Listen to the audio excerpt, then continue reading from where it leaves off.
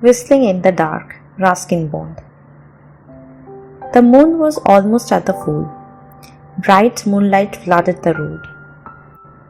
But I was stalked by the shadows of the trees, by the crooked old branches reaching out towards me, some threateningly, others as though they needed companionship.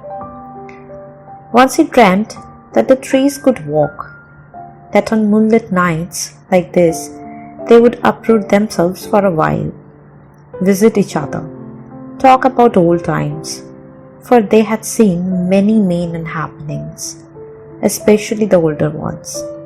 And then, before dawn, they would return to the places where they had been condemned to grow, lonely sentinels of the night, and this was a good night for them to walk. They appeared eager to do so. A restless rustling of leaves, the creaking of branches, these were sounds that came from within them in the silence of the night. Occasionally other strollers passed me in the dark. It was still quite early, just 8 o'clock. Some people were on their way home, others were walking into town for a taste of bright lights, shops and restaurants. On the unlit road, I could not recognize them. They did not notice me. I was reminded of an old song from my childhood. Softly, I began humming the tune, and soon the words came back to me. We three, we are not crowd, we are not even company. My echo, my shadow, and me. I looked down at my shadow, moving silently beside me. We take our shadows for granted, don't we? They're there, the uncomplaining companions of a lifetime, mute and helpless witness to our every act of commission or omission. On this bright moonlit night, I could not help noticing you, shadow, and I was sorry that you had to see so much that I was ashamed of, but glad too that you were around when I had my small triumphs. And what of my echo? I thought of calling out to see if my call come back to me, but I refrained from doing so, as I did not wish to disturb the perfect stillness of mountains or the conversations of the trees. The road wound up the hill and leveled out at the top, where it became a ribbon of moonlight entwined between tall deodars. A flying squirrel glided across the road, leaving one tree for another. A nightjar called, the rest was silence. The old cemetery loomed up before me. There were many old graves, some large and monumental, and there were a few recent graves too, for the cemetery was still in use.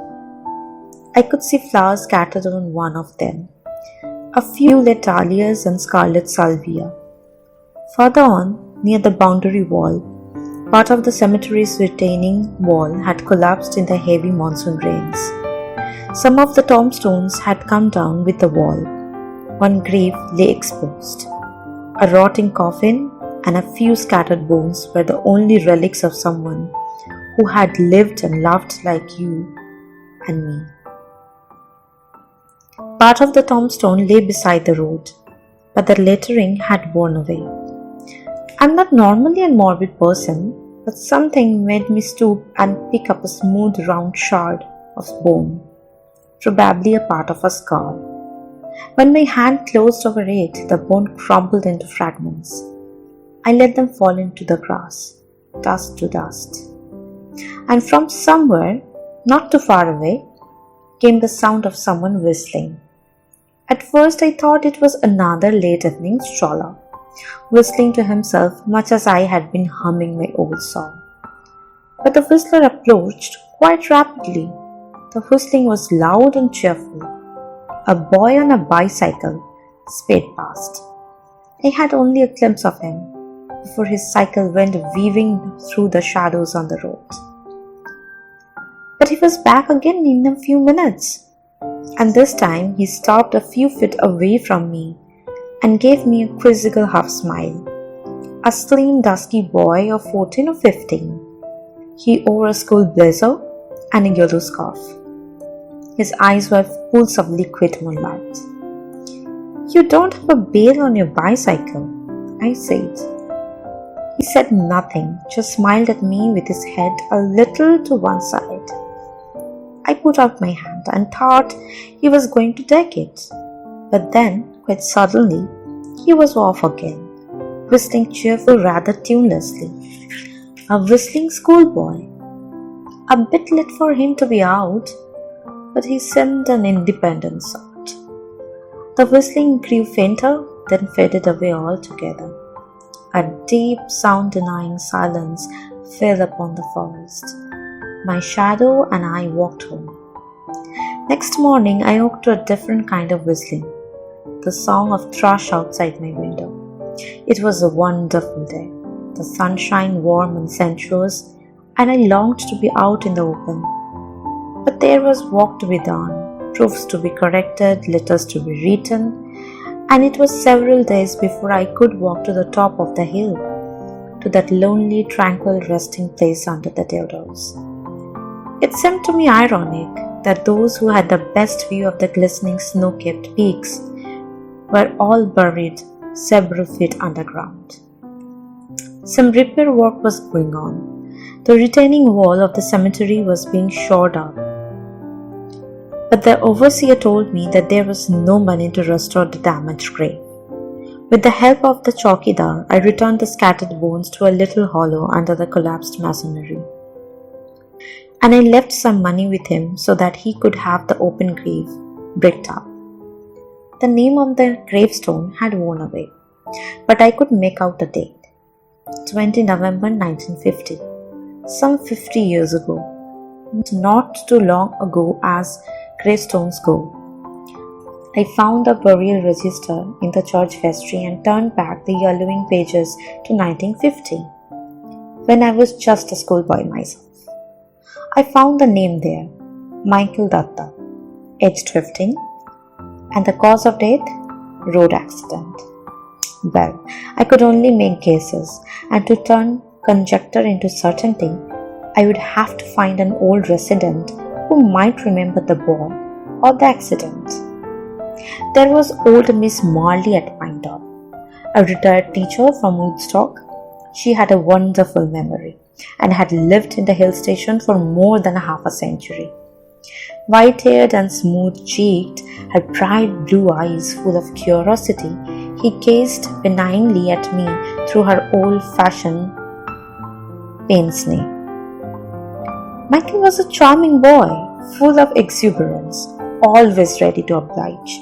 I had only to mention that I needed a newspaper or an aspirin, and he would be off on his bicycle, swooping down those steep roads with great abandon. But these hill roads, with their sudden corners, weren't meant for racing around on a bicycle.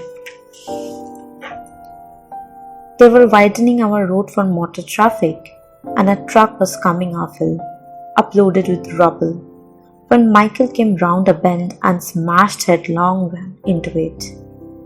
He was rushed to the hospital, and the doctors did their best, but he did not recover consciousness. Of course, you must have seen his grave. That's why you're here. His parents? They left shortly afterwards. Went abroad, I think. A charming boy, Michael, but just a bit too reckless. You would have liked him, I think. I did not see the phantom bicycle rider again for some time, although I felt his presence on more than one occasion. And when, on a cold winter's evening, I walked past that lonely cemetery, I thought I heard him whistling far away. But he did not manifest himself. Perhaps it was only the echo of a whistle in communion with my insubstantial shadow. Perhaps it was only the echo of a whistle in communion with my insubstantial shadow. It was several months before I saw that smiling face again, and then it came at me out of a mist as I was walking home in drenching monsoon rain.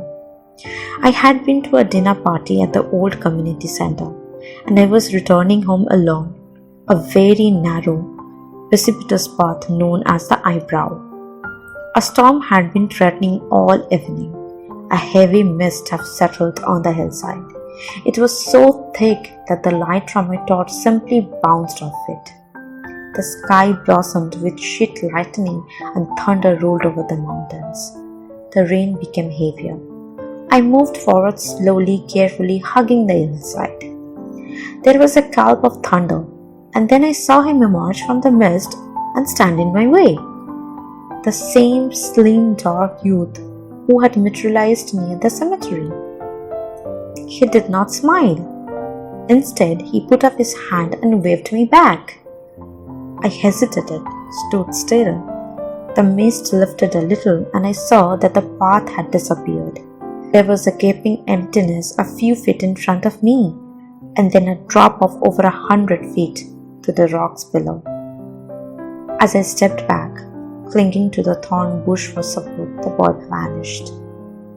I stumbled back to the community center and spent the night on a chair in the library. I did not see him again.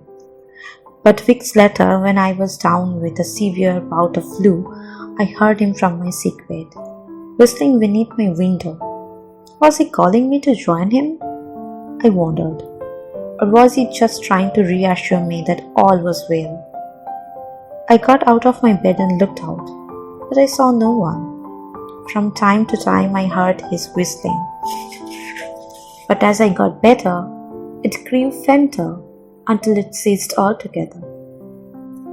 Fully recovered, I renewed my old walks to the top of the hill. But although I lingered near the cemetery until it grew dark, and paced up and down the deserted road, I did not see or hear the whistler again. I felt lonely, in need of a friend, even if it was only a phantom bicycle rider. But there were only the trees. And so every evening I walk home in the darkness, singing the old refrain. We three, we are not alone. We are not even company. My echo, my shadow, and me.